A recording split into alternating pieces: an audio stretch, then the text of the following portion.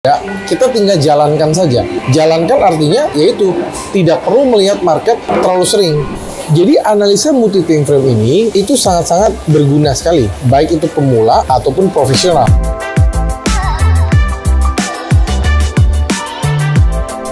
Halo, selamat datang kembali di saluran kami di channel Profit Training, di mana channel yang selalu konsisten berbagi tips dan trik tentang investasi. Dalam video hari ini kami akan membahas pandangan yang tidak konvensional tentang trading khususnya. Perlunya bekerja dengan cerdas daripada bekerja keras. Bukan begitu, Pak? Ya, betul. Ini adalah langkah keluar dari pemikiran konvensional yang sering mempromosikan kerja keras sebagai kunci kesuksesan dalam trading. Nah, dengan narasumber kita yaitu Bapak Andrew. Halo, Pak. Ya, selamat siang. Oke, mari kita mulai, Pak. Untuk pertanyaan pertama, Bapak pernah menyebutkan bahwa trading lebih tentang bekerja cerdas daripada bekerja keras. Bisakah Bapak menjelaskan apa yang Bapak maksud dengan itu? Jadi begini, kalau kita kerja keras, biasanya yang kita gunakan atau organ yang kita gunakan adalah otot.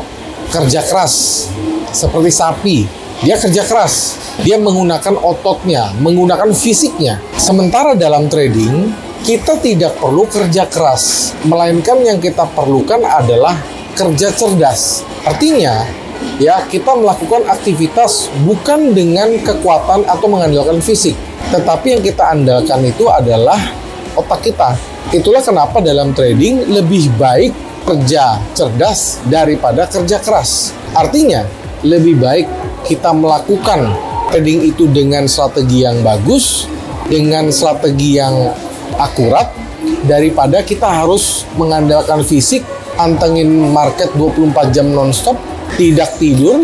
Sementara ada metode yang lebih baik, yaitu dengan cara kerja cerdas, kita mencari momen, cukup 1-2 jam, kita entry, lalu kita tinggal. Nah, itulah yang dimaksud dengan definisi kerja cerdas daripada kerja keras. Memang Endo juga paham bahwa ada beberapa pekerjaan yang memang mengharuskan seorang manusia bekerja dengan fisik. Dia contohnya adalah seorang supir, contohnya dia adalah seorang penambang emas. Dia mengandalkan fisik. Tetapi bagi orang yang dia itu memiliki skill, bagi ada seseorang yang dia memiliki kemampuan, ya dia tidak perlu lagi kerja secara fisik, dia cukup bekerja cerdas, sehingga yang digunakan atau organ utama yang paling utama digunakan adalah otaknya, bukan fisiknya. Itu maksudnya. Dalam hal trading juga begitu. Ya, selalu gunakan otak, selalu gunakan strategi supaya hasilnya jauh lebih bagus, hasilnya jauh lebih profitable. Itu dia. Terima kasih atas penjelasannya, sangat informatif sekali. Kita lanjut ke pertanyaan kedua, Pak. Bapak menyebutkan bahwa sering memantau grafik bisa menyebabkan masalah psikologis. Bisakah Bapak menjelaskan aspek psikologis trading, Pak? Oke, jadi kalau kita trading, kita masih melihat market 24 jam nonstop, atau kita masih sering melihat chart, kita masih sering melihat candlestick.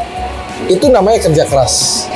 Karena yang kita gunakan adalah organ penglihatan kita. Kita lihat grafik setiap saat terlalu sering, itu tidak bagus. Karena dapat merusak psikologi kita. Karena grafik itu sifatnya adalah abstrak atau dinamis. Ya, dia berubah-ubah. Sekarang teman-teman bisa melihat, oh buy. Habis itu 1 jam kemudian bisa berganti menjadi sell. Jadi bisa dinamis, ya, bisa abstrak.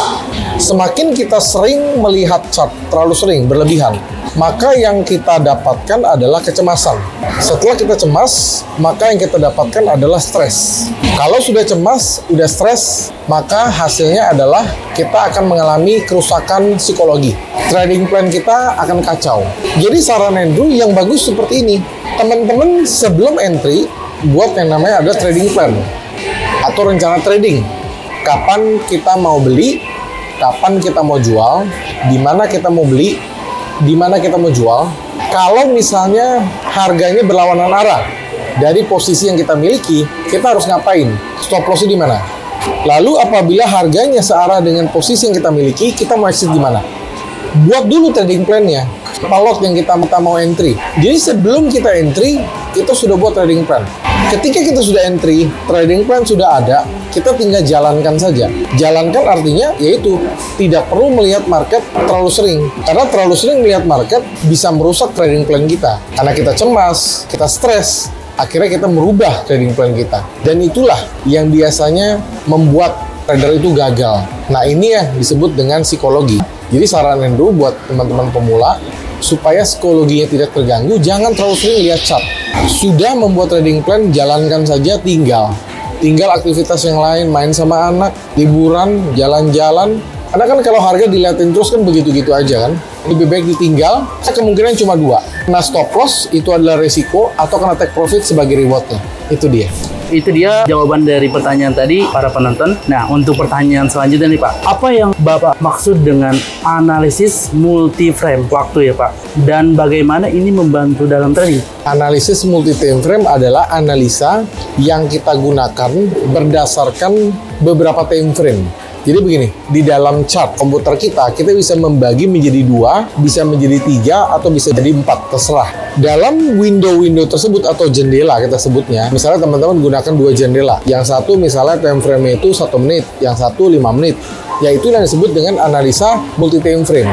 Biasanya time frame yang lebih besar itu untuk mengukur sebuah tren yang jaraknya jauh lebih panjang. Sementara time frame yang lebih kecil digunakan untuk mengetahui kapan kita mau entry, di mana kita mau entry, di mana kita mau exit, di mana kita mau stop loss. Jadi yang time frame lebih besar kita gunakan untuk melihat tren lebih panjang.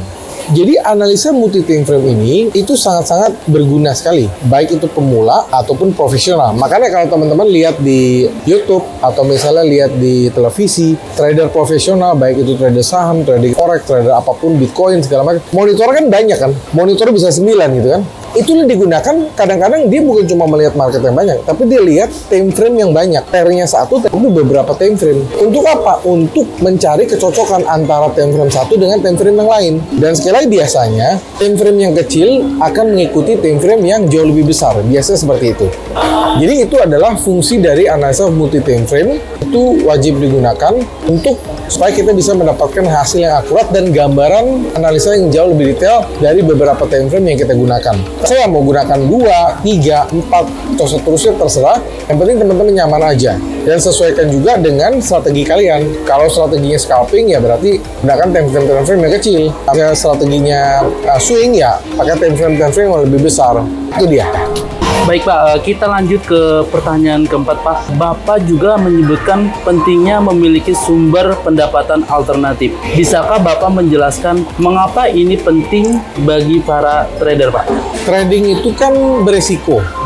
Artinya, ketika kita melakukan trading atau transaksi, trading apapun itu, saham, cryptocurrency, forex, emas, artinya setiap transaksi yang kita ambil mengandung resiko. Nah, jadi yang ideal begini, yang ideal adalah kalian punya dulu pendapatan tetap yang sudah fix. Ya, misalnya kalian sebagai karyawan, sebagai profesional, atau punya usaha di bidang apapun, trading bisa dijadikan sebagai pendapatan alternatif, sebagai tambahan income. Tapi bukan berarti Anda nggak kerja, nggak punya usaha, nggak punya satu pendapatan yang tetap, lalu mengharapkan dari trading. Sulit sekali. Karena sekali lagi trading itu mengandung resiko. Ketika Anda gagal, berarti Anda akan bangkrut. Jadi yang benar itu adalah kalian punya dulu pendapatan tetap ini apa? Apakah sebagai karyawan, sebagai profesional, dagang, barulah ada uang lebih boleh ditradingkan. Nah, dengan cara seperti itu, trading kita akan jauh lebih tenang, nggak deg-degan, nggak cemas. Dan kalaupun ketemu resiko, kita masih punya pendapatan lain yang bisa menggantikan resiko yang tadi itu. Ya, jadi sekali lagi harus ada pendapatan tetap dulu, harus ada main income dulu, baru ada lebih uangnya boleh ditradingkan, ditransaksikan sebagai pendapatan alternatif. Itu maksudnya. Oke Pak, terima kasih atas jawaban dari pertanyaan tadi. Kita lanjut ke pertanyaan berikut Pak. Bapak menyebutkan bahwa banyak trader full time memiliki bisnis sampingan atau aliran pendapatan lainnya. Bisakah Bapak memberikan beberapa contoh sumber pendapatan alternatif yang sering dimiliki oleh para trader Pak? Ya, begini. Coba Anda perhatikan mentor-mentor atau trader-trader dimanapun yang mereka melakukan aktivitas trading. Perhatikan, mereka pasti punya sumber pendapatan lain. Contohnya begini, contohnya ya, tanpa menyebutkan nama, ada juga orang trader, dia memang profesinya adalah sebagai trader, tetapi mereka memiliki pendapatan sampingan. Contohnya dia menjual e-book, menjual kursus, yang memberikan edukasi, menjadi influencer, menerima endorse. Dan itu sah-sah saja. Boleh. Contohnya Endo sendiri. Endo sendiri selain melakukan aktivitas trading, melakukan aktivitas transaksi secara pribadi, itu juga hobinya di bidang IT ya. Itu juga membuat software analisa, membuat software expert advisor yang bisa dimanfaatkan oleh orang banyak. Itu sah-sah saja. Artinya, ya, kita harus memiliki pendapatan utama. Kita harus memiliki pendapatan istilahnya resikonya jauh lebih kecil lah. Bukan berarti kita sama sekali nggak trading. Trading tetap hanya sebagai tambahan saja, sebagai alternatif saja. Sekali lagi, jika beruntung, wah teman-teman bisa mendapatkan hasilan dari trading itu jauh lebih besar daripada yang utama kan gitu kan. Nah, jadi sekali lagi ya, ketikkan aja. Mentor, semua yang ada di YouTube, ada di Talk ya, mereka memiliki pendapatan lain selain dari trading. Ada yang jual e-book, ada yang jual kursus, ada yang jual webinar, ada yang menjadi IB, dan itu sah-sah saja.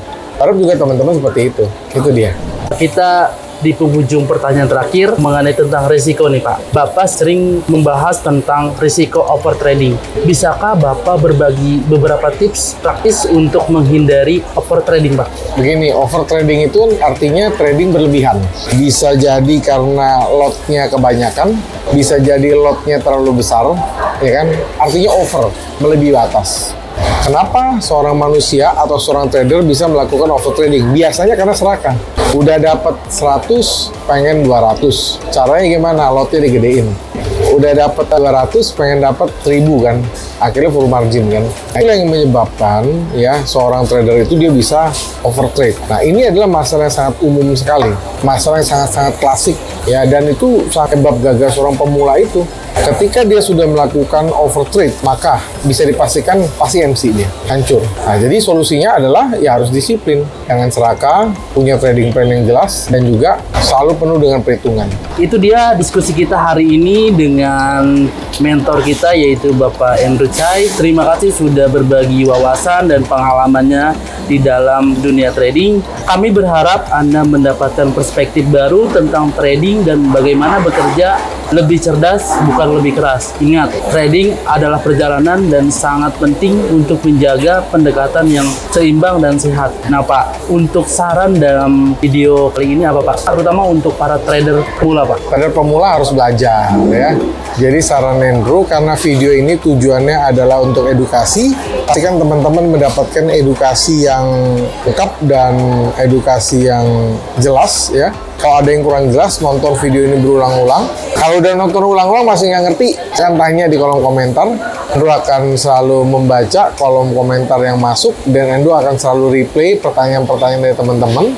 Tapi jika ada pertanyaan lebih private, silakan kirim pertanyaan kalian di Telegram atau WhatsApp di 081599108880. Dan karena ini video yang sangat bermanfaat, silakan teman-teman bagikan manfaatnya kepada orang lain. Silakan like, comment, subscribe, dan share ya, supaya orang lain bisa mendapatkan manfaat yang sama. Akhir kata, sampai jumpa di video-video edukasi lainnya. Salam profit.